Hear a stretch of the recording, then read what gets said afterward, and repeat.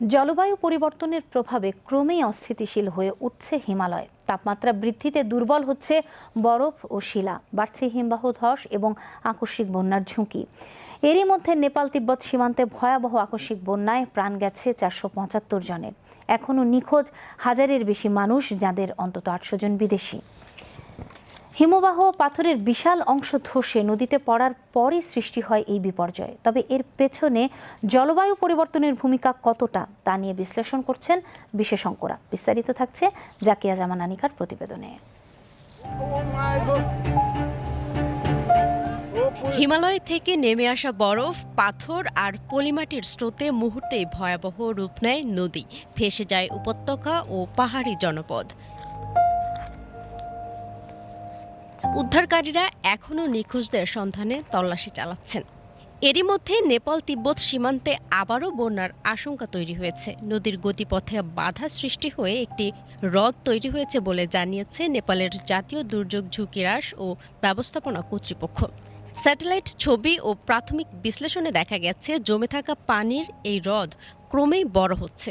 যে কোনো সময় বাঁধ ভেঙে গেলে ভাটির এলাকায় আবারও তীব্র হরপাবান নেমে আসতে পারে। বুধবারের বিপর্যয়ে হিমবাহ, পাথর ও পলিমাটির বিশাল অংশ নদীতে আছড়ে পড়ার পরই সৃষ্টি হয় ভয়াবহ ঢল। ভেসে যায় পাহাড়ি জনপদ, ক্ষতিগ্রস্ত হয় রাস্তা, সেতু ও গুরুত্বপূর্ণ অবকাঠামো। সীমান্ত জুড়ে অন্তত 6টি জলবিদ্যুৎ কেন্দ্র ক্ষতিগ্রস্ত হয়েছে। প্রভাব পড়েছে নদীর গতিপথেও। বিশেষজ্ঞদের মতে, নেপালের লাংটাং লিরুংচূড়ার উত্তর ঢালে বিশাল হিমশিলা ধস এই বিপর্যয়ের সম্ভাব্য কারণ। তবে এর পেছনে জলবায়ু পরিবর্তনই একমাত্র তাৎক্ষণিক কারণ নয়। তাপমাত্রা বাড়ায় পাহাড়ের বরফের বন্ধন দুর্বল হচ্ছে, বাড়ছে হিমবাহ গলার হার, পরিবর্তন হচ্ছে বৃষ্টিপাতের ধরনও। ফলে পাহাড়ি ঢাল হয়ে পড়ছে আরও অস্থিতিশীল।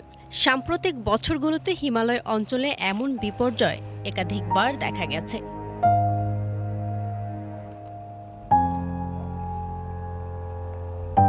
2025 সালে জিরংয়ে বন্যা, 2024 সালে থামে গ্রামে হিমবাহের হ্রদ ভেঙে বন্যা এবং 2023 সালে সিকিমে ঘটে বড় ধরনের দুর্যোগ। পাহাড়ে তাপমাত্রা বাড়তে থাকায় পৃথিবীর বরফাবৃত অংশ অতীতের যে কোনো সময়ের তুলনায় অনেক বেশি দুর্বল হয়ে পড়েছে। এর দীর্ঘমেয়াদী চিত্র উদ্বেগজনক। জাতিসংঘের 2023 সালের তথ্য অনুযায়ী মাত্র 30 বছরে নেপালের তুষারাবৃত পাহাড় প্রায় 1/3 বরফ হারিয়েছে। আর আগের দশকের তুলনায় গত দশকে নেপালের হিমবাহগুলো 65% দ্রুত গতিতে গলেছে।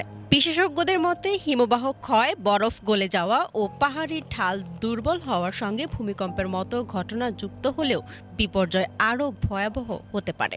নেপালের সাম্প্রতিক বন্যার পর নতুন হরপাবানের আশঙ্কা তাই শুধু তাৎক্ষণিক দুর্যোগ নয়, হিমালয়ের ক্রমবর্ধমান ঝুঁকিরও বড় সতর্কবার্তা। জাকিয়া জামান আনিকা, বিটিভি নিউজ।